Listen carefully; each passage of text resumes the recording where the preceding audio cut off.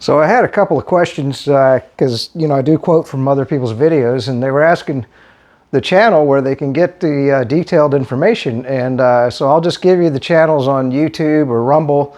I probably recommend Rumble, but you've got Alexander Mercouris, Mercouris, Mercou, or you can just search for The Duran, all one word, The Duran. There's a history behind that you'd have to watch. And of course, you can also watch Alex Christorov,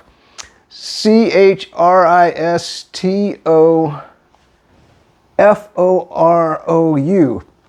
And they both have individual channels, and then also they do videos together.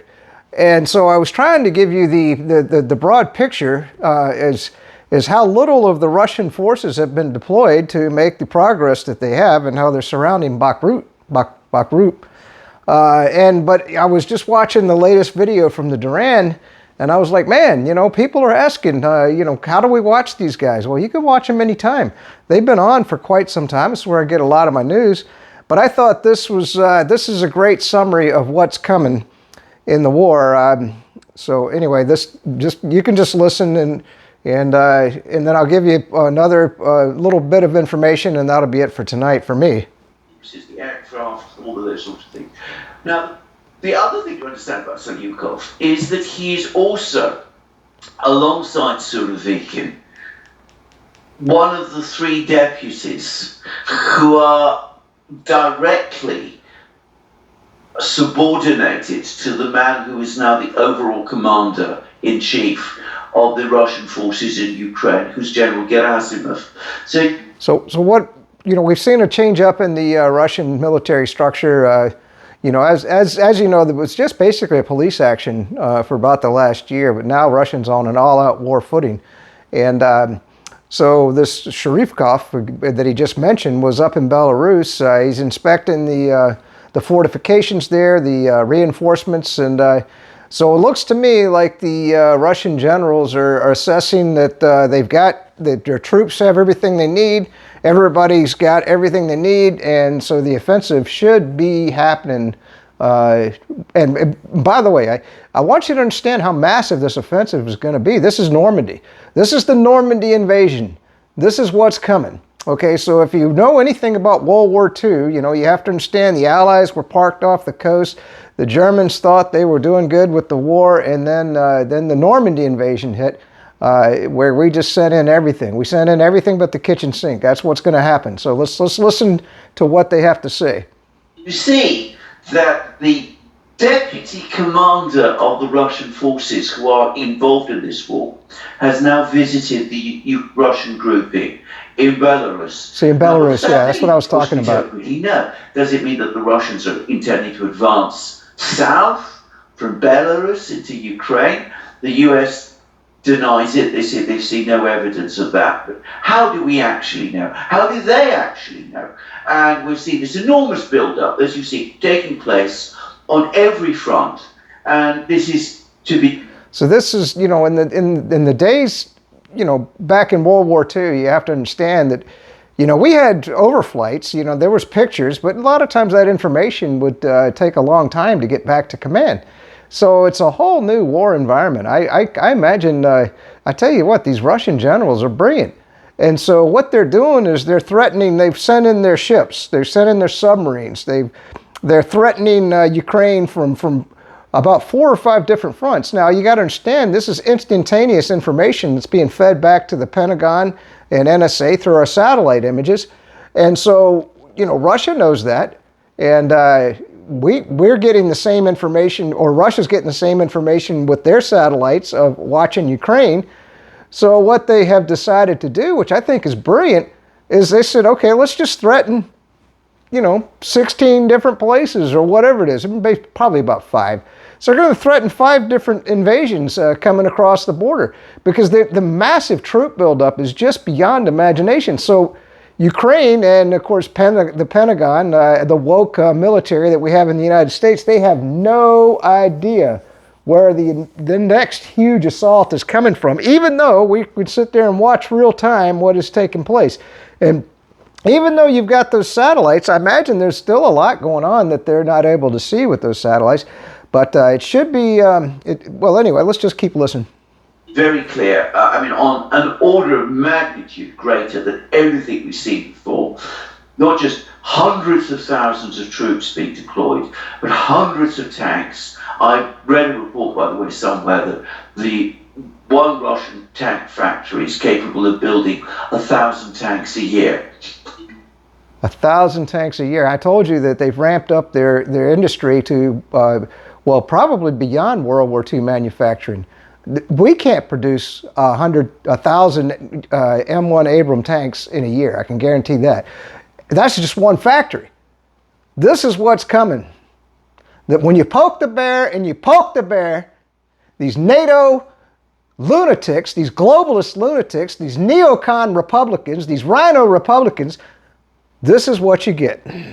That's, so I mean, there's clearly no difficulty churning out tanks, and a lot of these new tanks that we've been seeing, these T-90s, are apparently new build tanks, and they're pouring in tanks, infantry fighting vehicles, ammunition, artillery pieces, and it's building up on an enormous scale. And you're quite right, fighting in Donbass that's been taking place again over the last couple of weeks has almost entirely been the work of two bodies that are not part of, if you like, the... And I've told you, the Russians are holding everything back in reserve. Do you think we might want to talk a peace treaty at this point? I mean, I don't think Russia's going to sign on to the peace treaty unless, there's guarantees that they can go in and disarm Ukraine peacefully. It certainly would save a lot of lives. But, NATO, you want to keep fighting this fight? It's up to you. Regular Russian army. One is the Wagner organization, and the other is the Donbass militia. The main force of the Russian army, which is now building up in extraordinary numbers, hasn't yet been committed to the battle to any great extent. And I think everybody expects that some big blow is coming. Nobody knows for sure where it's going to fall. I don't know. The Russians have managed, again, to keep it all extraordinarily secret. Their discipline here. When you think about our government, how it leaks from everywhere, especially under Trump. Everybody in the government wanted to torpedo Trump, even though I thought he did a good job. And of course now Biden's getting torpedoed. So, I mean, that's how corrupt our government is. But look at what the Russians are doing. We got no information. They're not leaking. You think people in their government are out going, I'm going to sabotage this war effort? Doesn't look like it to me. It seems to me they're being very tight-lipped, very uniform in their command structure, very well organized, and very well led. So that's just my opinion.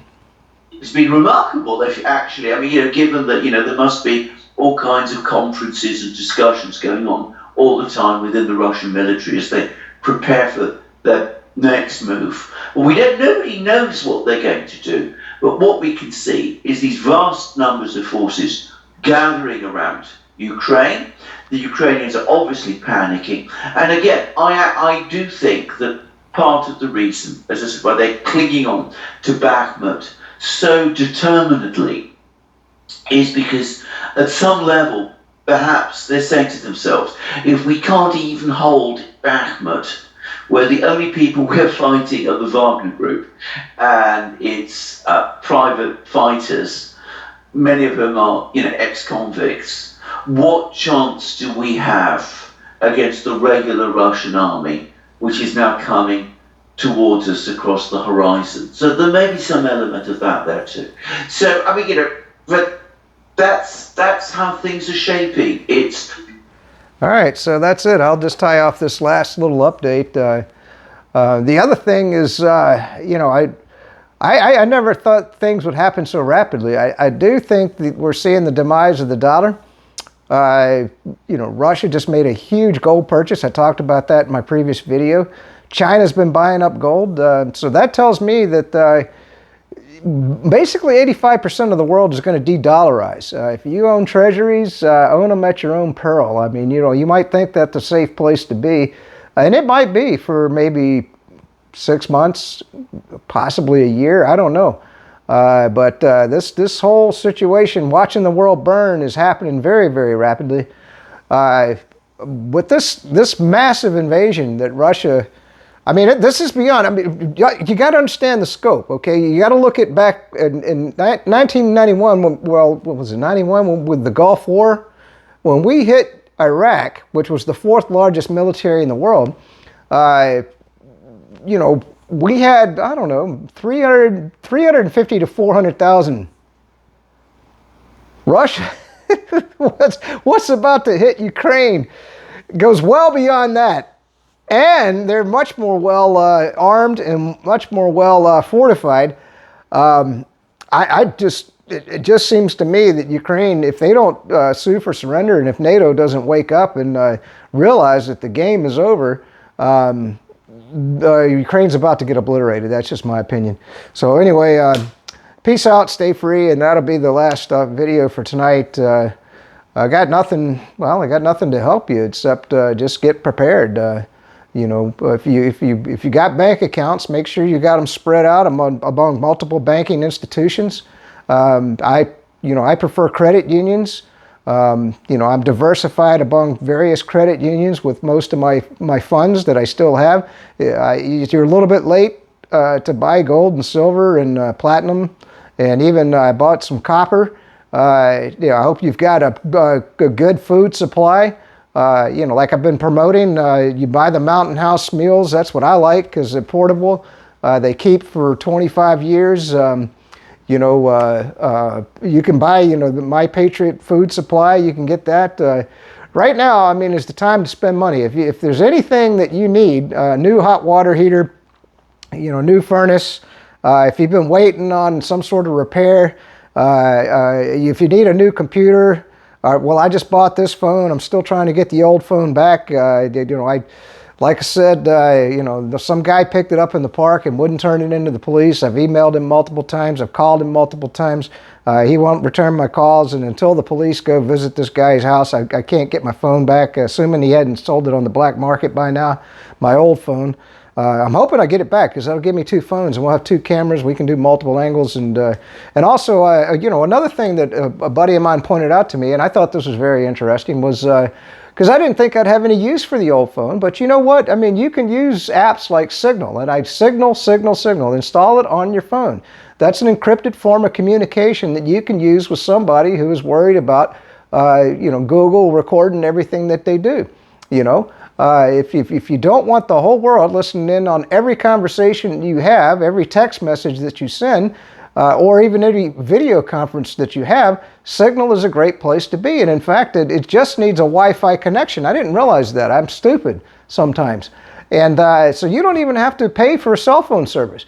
If you had all your buddies and everybody just using Wi-Fi, you could just use your phone on Wi-Fi. Now, if you're traveling, you got to have some sort of cell phone service because, if you're out somewhere. But I dare say, once this last trip to Virginia is over with, I might just discontinue my cell phone plan. What's the point? If I can use Wi-Fi to talk to people from my home, that's basically the only phone calls I make because I'm just a homebody and go out and go hiking and stuff. And I think, well, I'm not sure if a phone without cell phone service would work with 911. I cannot say that for sure. That's something I need to investigate. And I'll let you know what I find out. Oh, by the way, I did order the water pick. It was the water pick Aquarius. I'll be doing a review on that because I'm going to use that to clean my teeth from now on. There was a lot of plaque in there. Your mouth, that's where a lot of bacteria comes down into your body. And it's very important to take really good care of your teeth. Make sure you see your dentist twice a year, and you don't want that gingivitis. And so a water pick, it's actually better than floss from all the videos that I watched on YouTube today. My wife had one. I guess, sometimes my ex-wife, thank God. But I mean, I should have been kind of paying attention to her. She's smart in some ways and really dumb in others, and I guess she could say the same about me. But So yeah, a water pick I think would be a good addition to your dental hygiene. Looks like you can massage the gums, really get that stuff out from underneath the gums and get between the teeth with it a lot better. So I went ahead and pulled the trigger on that, and it wasn't that expensive. I think with tax I spent like $80. And that was for the Cat Daddy. You can get one a lot cheaper. I don't want the battery operated. I just want one for the plug-in version. And you can get, like a toothbrush that has a water pick. No, I got two toothbrushes, two electric toothbrushes already. I'm in life. In life, these multi-purpose tools that you have, they do a good job at multiple things, but not a great job at one thing. And so I believe in the great job with one thing. And so I just went ahead and just got the water pick. So, all right, peace out, stay free. Good to live in the free state of Florida. And this is the latest update on the Ukraine war. So things are about to get pulled off. And now in this video, they did talk about the surrounding of Bakhmut. I think right now they're encircled on 3 sides. There's 2 battalions left in Bakhmut that should be pinchered off here pretty soon, and then the Russians are going to destroy them. I'm sorry to see that, but that's the nature of when you have a political government rather than a military government. Putin, he's a political animal. I give him credit. He lets his generals run the war. And I think, they just give him his feedback. I'm sure he has input on it, but no, he bows down to what they recommend for the most part. From what I'm seeing, whether you want to hate Putin or like him, seems to me that he's a pretty good leader so far, at least as far as the Ukraine war goes. All right, that's it.